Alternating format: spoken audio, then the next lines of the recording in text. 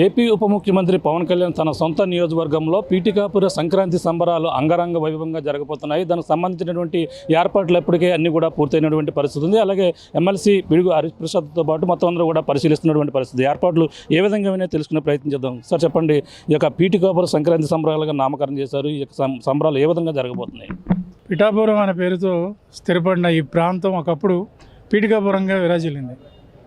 పవన్ కళ్యాణ్ గారికి చరిత్ర అన్న ఆనాటి స్థితిగతులన్నా చాలా ఇష్టం. అందుకనే ఆయన ఈ ముందస్తు సంక్రాంతి సంబరాలకి పీఠికాపుర సంక్రాంతి మహోత్సవం అని పేరు పెట్టారు. ఈ ఉత్సవాలు 3 రోజుల పాటు జరుగుతాయి, 9, 10, 11వ తారీఖున. దీన్ని పురస్కరించుకొని పవన్ కళ్యాణ్ గారు ఈరోజు రాత్రికి పిఠాపురం వచ్చేస్తున్నారు.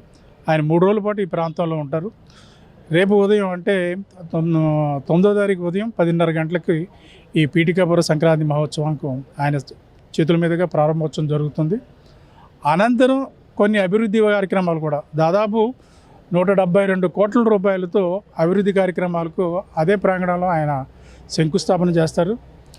ఈ సంక్రాంతి మన తెలుగు క్రాంతి, మన భాష, మన సంస్కృతి సంప్రదాయాలు విరాజిల్లే క్రాంతి. ఎప్పుడు సంక్రాంతిని మనం ఈ పంటలు ఇంటికి వచ్చిన సందర్భంగా మనం అంగరంగ వైభవంగా ఎప్పటి నుంచో జరుపుకోవడం ఆనవాయితీ. అదే ఆనవాయితీని ఈసారి కూడా ఇక్కడ కొనసాగిస్తూ మన కళలు ఏదైతే గరగ, కూచిపూడి, భరతనాట్యం, దింస వంటి మన సాంప్రదాయ నృత్యాలతో పాటు తోలుబొమ్మలాటలు, చేతి వృత్తులు, సంక్రాంతికి మన ఇళ్ళ వచ్చే హరిదాసులు కానీ, లేకపోతే మన ఇంటి ముందు వేసే రంగబల్లలు కానీ, ఇటువంటి కార్యక్రమాల సమ్మేళనంతో ఈ 3 రోజుల కార్యక్రమాలు జరగబోతున్నాయి. ఈ ఉత్సవాల్ని ఈ పిఠాపురంలో ఉన్న ప్రతి ఒక్కరూ ఇచ్చేసి స్వయంగా తిలకించి ఆనందించవలసిందిగా కోరుతున్నాము. అదేవిధంగా ఈ 3 రోజుల పర్యటనలో రేపు సాయంత్రం పవన్ కళ్యాణ్ గారు పిఠాపురంలో ఈ ఇందిరానగర్, మోహన్ నగర్ లాంటి ప్రాంతాలను సందర్శిస్తారు.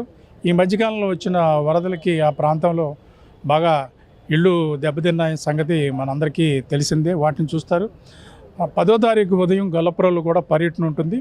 తదనంతరం కాకినాడ వెళ్తారు. కాకినాడలో కొన్ని అభివృద్ధి కార్యక్రమాలకి ప్రారంభోత్సవాలు జరిపిన తర్వాత శాంతి భద్రతల మీద అక్కడ ఒక సమీక్ష సమావేశం కూడా నిర్వహిస్తారు. అక్కడి నుంచి ఆయన హైదరాబాద్ బయలుదేరి వెళ్తారు. ఇంకా ఏ అభివృద్ధి పనులు చేయబోతున్నారు? ఇప్పటికే పిఠాపురాన్ని మోడర్న్ నియోజకవర్గం చేస్తున్నారు. ఇప్పటికే ఎంతవరకు అభివృద్ధి పనులు జరిగాయని కూడా చెప్తున్నారు. మీరు చూస్తూనే ఉన్నారు. ఆయన వచ్చిన తర్వాత దాదాపు 100 కోట్ల రూపాయలతో ఇక్కడ పనులన్నీ పూర్తయ్యాయి. రోడ్లు కానీ, లేకపోతే జనరల్ ఆసుపత్రి నిర్మాణం కానీ, అలాగే ఫ్లైఓవర్ కూడా మంజూరైన సంగతి తెలిసిందే. ఈ పశువుల ఆసుపత్రి, సంత అక్కడ అసలు ఆ సంతలో వచ్చేవాళ్ళు కానీ, అక్కడ అమ్మకం జరిపేవాళ్ళు కానీ ఎంత ఆనందపడుతున్నారో మనందరికీ తెలిసిందే. ఇది ఒక మోడల్, ఈ 5 ఏళ్ల కాలంలో ఒక మోడల్ నియోజకవర్గంగా తీర్చిదిద్దాలంత గట్టి సంకల్పంతో ఆయన ఉన్నారు. అదేవిధంగా ఆయన స్థిర నివాసంగా పిఠాపురం ఏర్పాటు చేసుకోబోతున్నారు. ఇక్కడే ఆయన స్థలం తీసుకున్నారు. జనసేన కేంద్ర కార్యాలయం కూడా భవిష్యత్తులో పిఠాపురం నుంచే నిర్వహించాలన్న తలంపుతో కూడా ఉన్నారు. ఈ పిఠాపురం మీద ఆయనకి అంత అవగాహన, అంత ప్లాన్ ఉంది.